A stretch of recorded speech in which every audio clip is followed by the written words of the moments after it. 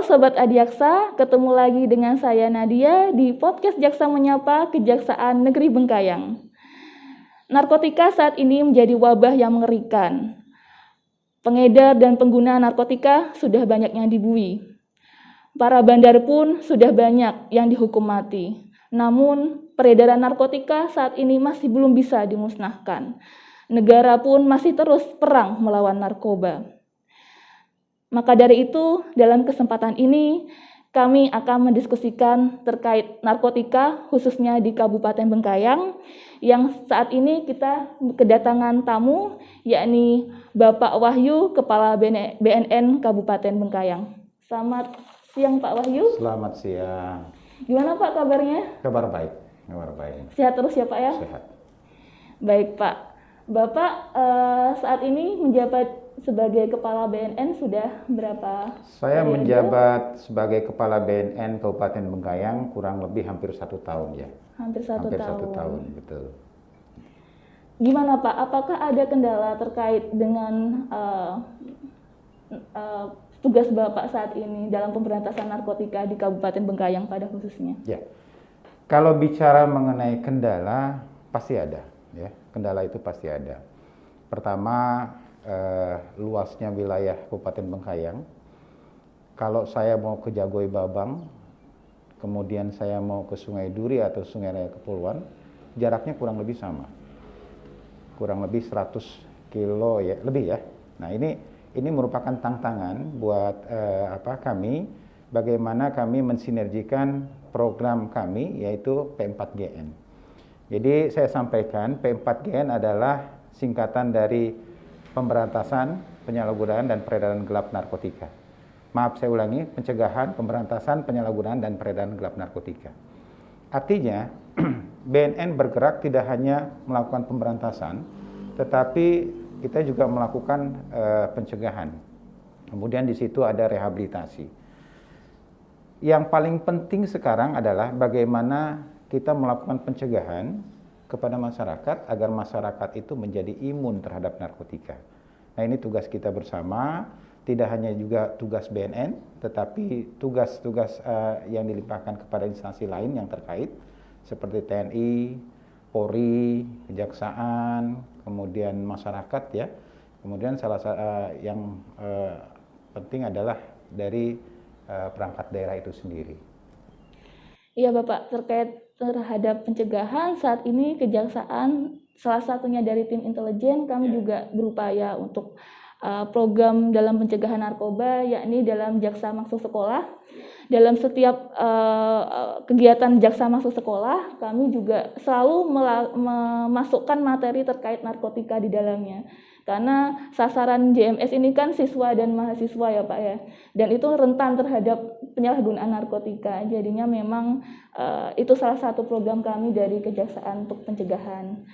Nah, ini Pak, terkait dengan penindakan narkotika ini sendiri Pak. Menurut data kami di Kejaksaan Negeri Bengkayang di tahun 2020, itu kami sudah menangani 40 perkara Pak terkait dengan narkotika ini.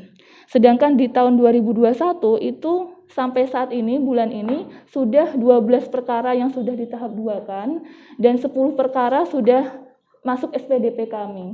Nah, terkait dengan hal tersebut Pak, bagaimana upaya Bapak terkait dengan ini kan cukup banyak Pak perkara narkotika yang masuk di kami.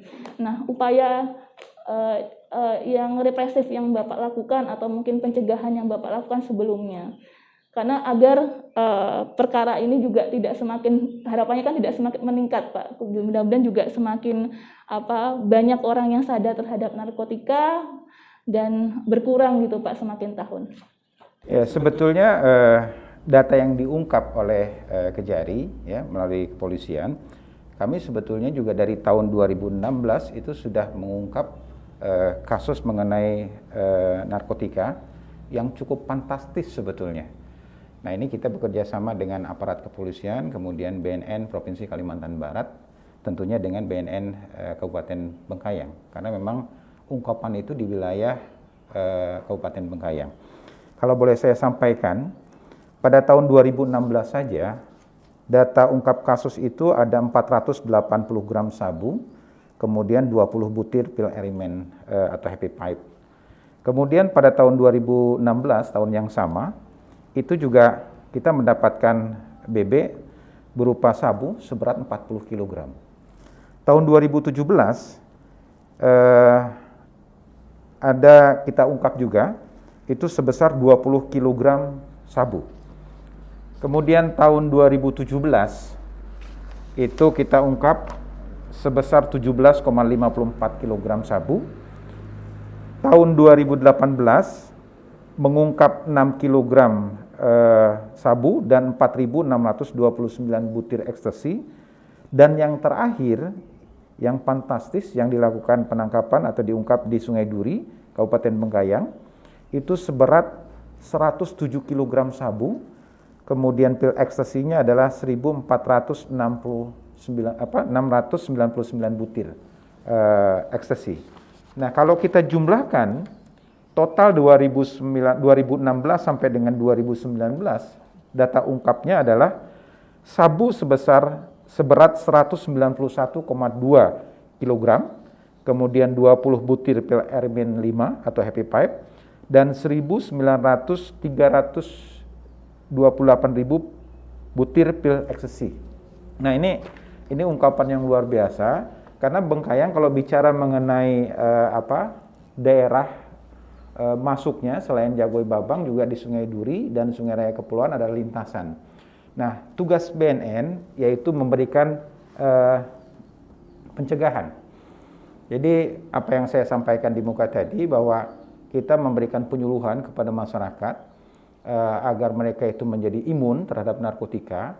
Kemudian ada satu program di tahun 2021 yang kita dengungkan dan kita jalankan bersama-sama dengan pemerintah daerah, dengan aparatur yang lain, yaitu Desa Bersinar. Karena memang sekarang ini mulainya dari desa untuk mencapai Indonesia bersinar. Ya.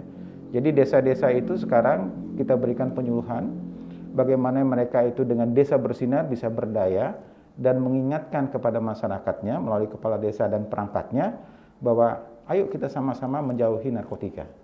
Nah, dengan demikian mereka menjadi imun terhadap narkotika. Tadi memang itu ya Pak, memang sangat fantastis penangkapannya. Betul, betul. Di tahun terakhir 2019 sendiri, menurut data juga ada 100 kiloan tadi yang Bapak sampaikan. Betul, 107 kilo. 107 kilo dan ekstasi 114.699 butir. Betul. Nah, bentuk kerjasama antara BNN Bengkayang, Kabupaten Bengkayang dengan provinsi seperti apa Pak? Apakah dalam penyelidikan juga ikut di lapangan? Ya, kita diikutsertakan ya, tetapi dalam hal ini keterbatasan penyidik kita, jadi masih dilakukan oleh BNN Provinsi Kalimantan Barat. Oh gitu. Terkait ini Pak, di Bengkayang sendiri kan kita juga salah satu daerah yang cukup strategis dalam peredaran narkotika. Betul. Saya dapat data juga di Pontianak Pos pada tahun 2019 itu di Kabupaten Bengkayang di sepanjang wilayah Kalimantan Barat itu ada 23 jalan tidak resmi, jalan tikus. Nah, sedangkan dapat informasi dari BNN Kabupaten Bengkayang juga terdapat 29 titik rawan peredaran narkotika di perbatasan Indonesia Malaysia. Nah, terkait dengan hal tersebut Pak, apa upaya yang dilakukan BNN di perbatasan-perbatasan yang memang sangat riskan sekali dalam peredaran narkotika ini? Ya, kita sudah berkoordinasi, BNN Kabupaten Bengkayang sudah berkoordinasi dengan Pamtas ya. Begitu saya masuk di Kabupaten Bengkayang, 1 bulan kemudian saya berkoordinasi dengan Pamtas, kemudian saya juga berkoordinasi dengan Bea dan Cukai, karena memang kondisinya COVID sekarang ini, jadi kita mengantisipasi daerah-daerah terluar yang memang bukan jalur perlintasan. Nah, ini kami sudah menyampaikan dengan Pamtas, kemudian menyampaikan juga dengan Bea dan Cukai, dan waktu dekat kami akan melakukan penyuluhan ke daerah-daerah yang rawan mengenai narkotika. Nah, karena memang apa yang disampaikan tadi memang betul, banyak jalan yang tidak mungkin BNN itu bisa melakukan tindakan sampai ke jalan tikus yang tadi ya. Nah, jadi kita bekerja sama dengan Pamtas, kalau memang ada yang dicurigai, kemudian membawa sesuatu yang seperti gula lah dan sebagainya. Nah, itu patut untuk disampaikan kepada kami atau pihak kepolisian agar betul-betul meyakinkan bahwa barang yang masuk adalah bukan barang narkotika. Dan salah satu Jagoi Babang, saya informasikan bahwa Jagoi Babang itu adalah kawasan rawan narkotika. Jadi apa yang disebut dengan kawasan narkotika, yaitu wilayah yang diidentifikasi dari masyarakat dengan adanya budaya madat narkotika, kemudian pasar narkotika, kemudian bukti yang terjadi peredaran narkotika dari hasil operandi aparat keamanan, itu sudah kami dapat datanya. Kemudian TKP atau lokus modus atau jalur edar narkotika dan tindak kejahatan narkotika di kawasan tersebut, baik di perkotaan, perdesaan, jalur sungai, pesisir, dan kawasan perbatasan. Ternyata memang dari klasifikasi identifikasi kami memang Jagoi Babang adalah rawan narkotika, daerah atau wilayah rawan narkotika. Nah, adapun indikator nanti kenapa memang Jagoi Babang itu akan dijadikan daerah rawan narkotika, ada 8 indikator pokok dan 5 indikator pendukung bahwa wilayah Jagoi Babang termasuk wilayah rawan narkotika. Yang pertama dari indikator pokoknya itu ada kasus kejahatan narkotika, di sana tentunya memang ada. Kemudian angka kriminalitas dan aksi kekerasan, ya. Kemudian juga ada bandar pengedar narkoba di sana. Kemudian ada kegiatan produksi narkoba. Kemudian di sana ada angka pengguna narkotika. Memang kita ketahui ya banyak yang direhabilitasi yang berasal dari Jagoi Babang, ya. Kemudian juga ada barang bukti narkotika. Memang kita juga pernah bekerja sama dengan Angkatan Udara waktu itu ditemukan beberapa kilo, ya. Kemudian entry point daripada narkotika dan ada kurir narkotika. Kemudian didukung dengan 5 indikator pendukungnya, banyaknya tempat hiburan. Kalau saya lihat memang kemarin waktu di Pamtas itu di depannya kan memang ada kafe sebelumnya. Di Jagoi ya Pak ya? Iya, di Jagoi dekat itu. Pamtasnya. Betul, di depannya kan. Dikarenakan kondisi COVID, nah ini kan turun kemarin ya. Nah memang persyaratan dari 5 indikator pendukungnya sudah ada waktu itu ya. Kemudian tempat kos dan hunian dengan privasi tinggi. Nah ini juga perlu diantisipasi kalau memang ada kos-kos yang berdiri kemudian mempunyai privasi yang tinggi. Ya kita untuk masuk saja, untuk nengok aja nggak bisa. Ada apa ini kan? Nah itu tingkat privasinya tinggi, yaitu patut dicurigai. Kemudian tingginya angka kemiskinan di sana. Karena memang narkotika itu masuk, kalau seperti apa hukum ekonomi. Kalau ada demand, di situ ada supply. Kalau tidak ada supply, tidak ada demand, tidak ada supply. Kemudian 5 faktor yang keempat adalah ketidakhadiran sarana publik, ya. Kemudian 5 rendahnya interaksi sosial masyarakat. Nah, mungkin itu Jagoi Babang kenapa saat ini kami terapkan sebagai wilayah rawan narkotika. Dari BNN Kabupaten Bengkayang sendiri, apakah sudah ada koordinasi dengan pemerintah daerah setempat, Pak? Sudah. Jadi sama plot di perbatasan, karena memang mereka kan secara infrastruktur lalu SDM juga termasuk rendah ya Pak. Jadi betul. Pengetahuan terkait narkotika mungkin mereka tidak terlalu paham gitu. Nah saat upaya apa aja Pak bentuk koordinasi yang telah dilakukan? Saya berkoordinasi dengan aparat camat ya, dengan desa di sana. Kami sudah bertemu dengan Ibu Camat di sana, kemudian juga perangkat desa, kemudian juga saya sudah berkoordinasi dengan Pamtas, dengan Bea Cukai. Nah, nanti satu saat akan kita datangi kembali untuk diberikan sosialisasi mengenai bahaya narkotika. Baik Pak, terkait dengan hal tersebut juga dari Kejaksaan Pak, sebelumnya kami juga terkait dengan barang bukti yang tahun 2019 dan sebelumnya itu juga dari Kejaksaan, dari penuntut umum juga kami sudah berupaya semaksimal mungkin Pak. Terkait dengan perkara tahun 2019 itu atas nama terpidana Ignatius Petrus. Dari penuntut umum di tahap pengadilan negeri kami sudah menuntut hukuman mati dan salah satu dari putusan dari pengadilan negeri tersebut memang memutuskan seumur hidup. Lalu kami berupaya untuk banding Pak, lalu untuk mengajukan hukuman mati dan dari PT meng-approve itu. Menerima itu hukuman mati, tapi dalam hal itu dari pihak terdakwanya saat itu tidak menerima putusan tersebut sehingga mengajukan kasasi dan di kasasi akhirnya terakhir diputuskan seumur hidup gitu Pak. Iya.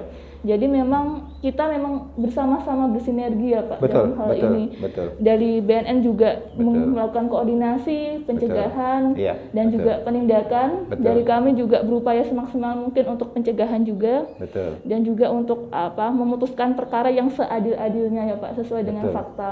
Ya. Kok bisa seberat-beratnya untuk narkotika Betul. ini, karena sangat Betul. berbahaya sekali ya Pak. Betul, betul.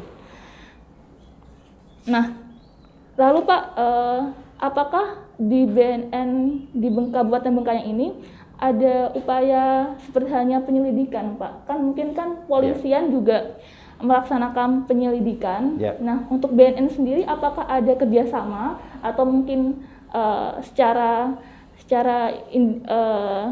independen melakukan Ya. penyelidikan atau seperti apa? Ya, untuk sementara ini penyidikan dan penyelidikan itu masih ditangani oleh BNN Provinsi Kalimantan Barat ya.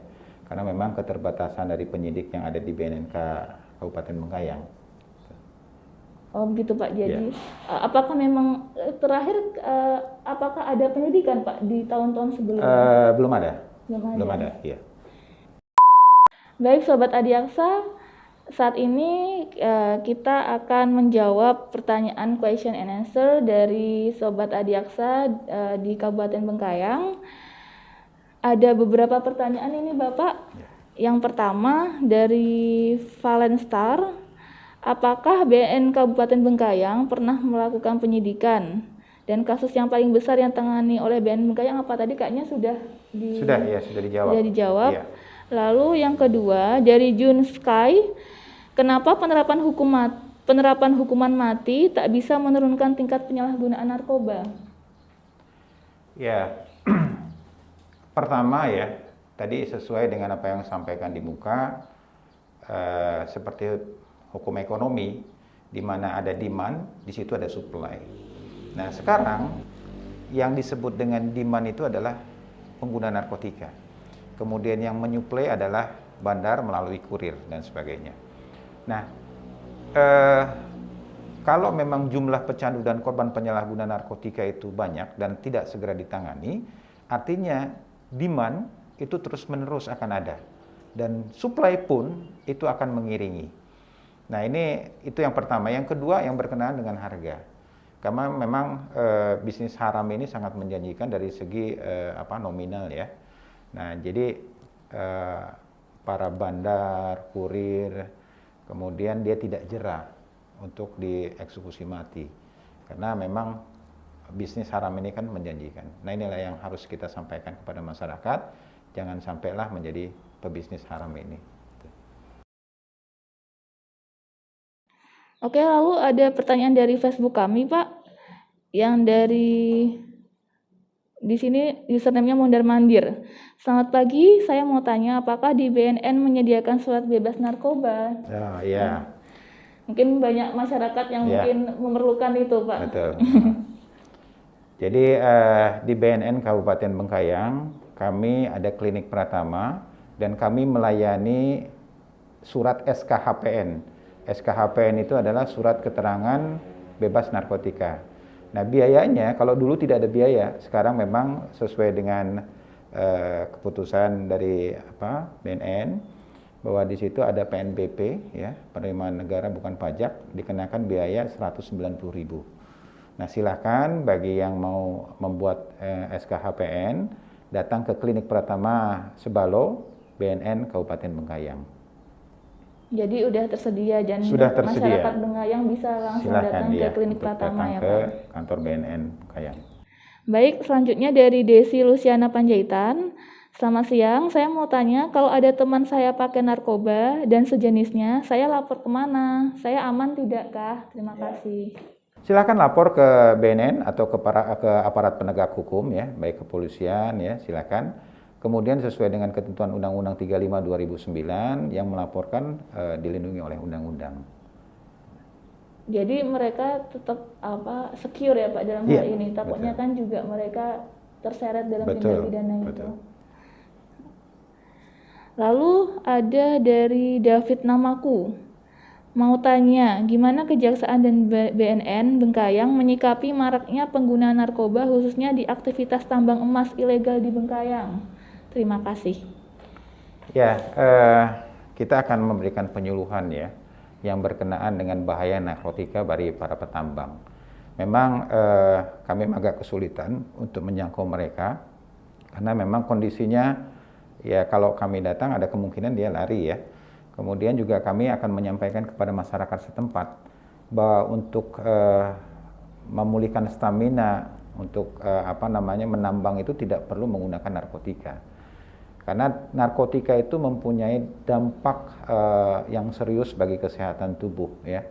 Yang perlu diingat bahwa pengguna atau pecandu narkotika itu tidak bisa sembuh, hanya bisa pulih saja. Makanya sebisa mungkin kita bekerja dengan keras, tetapi tidak perlu menggunakan narkotika. Jadi selama ini masih dalam himbauan dulu ya Pak? Iya, dalam sebelum himbauan. penindakan. Betul. Harapannya dari rekan-rekan yang ada di daerah penambangan tuh bisa segera sadar dan segera menghentikan itu. Betul. Kalau tidak ya bagaimana lagi kita mungkin ada tindakan lebih lanjut lagi ya Pak ya? Iya, iya.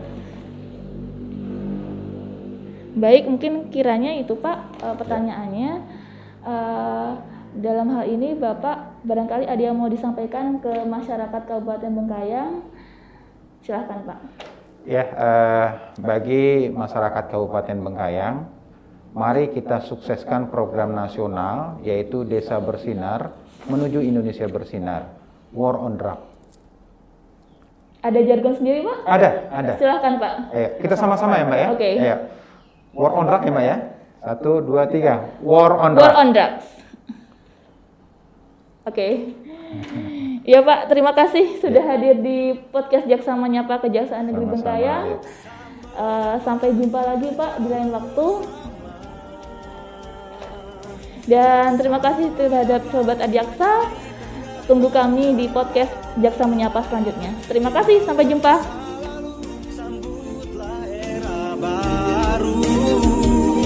Jaksa menyapa sahabat kita semua.